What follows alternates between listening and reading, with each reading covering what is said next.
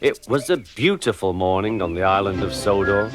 Thomas the Tank Engine's blue paint sparkled in the sunshine as he puffed happily along his branch line with Annie and Clarabel.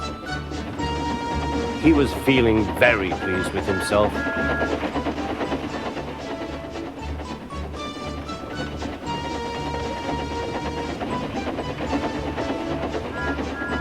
"Hello, Thomas," whistled Percy. "You look splendid."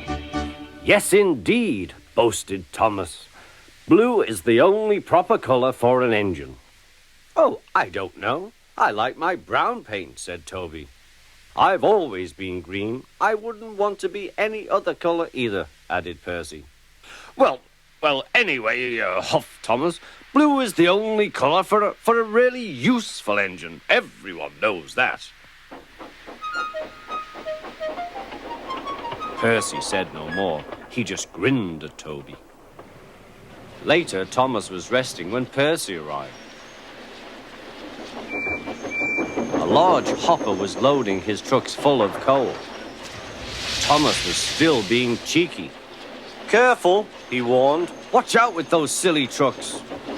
Go on, go on," muttered the trucks. "And by the way," went on Thomas, "those buffers don't look very safe to me."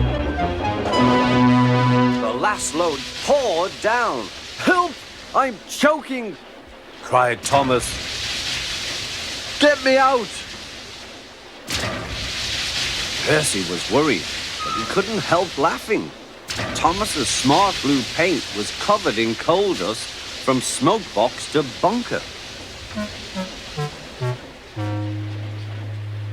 "Ha ha," chuckled Percy.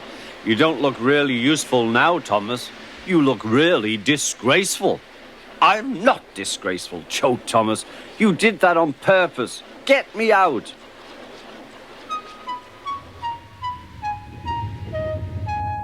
It took so long to clean Thomas that he wasn't in time for his next train.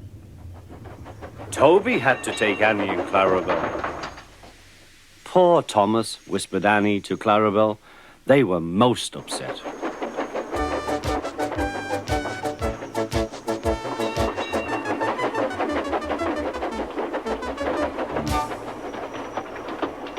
Thomas was grumpy in the shed that night.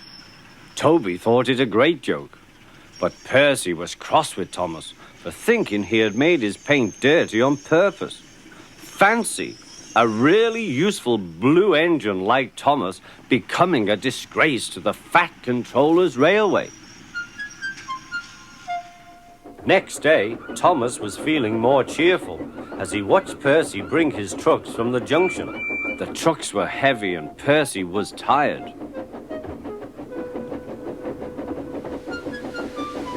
"Have a drink," said his driver, "then you'll feel better." The water column stood at the end of the siding with the unsafe buffers.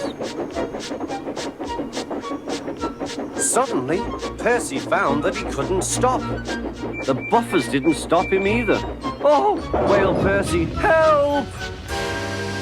The buffers were broken and Percy was wheel-deep in coal. It was time for Thomas to leave. He had seen everything. "Now Percy has learned his lesson too," he chuckled to himself.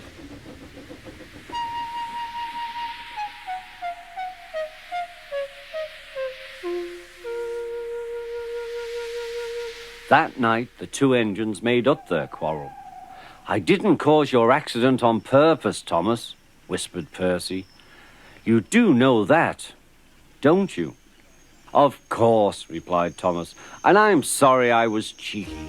Your green paint looks splendid again, too. In future, we'll both be more careful of coal."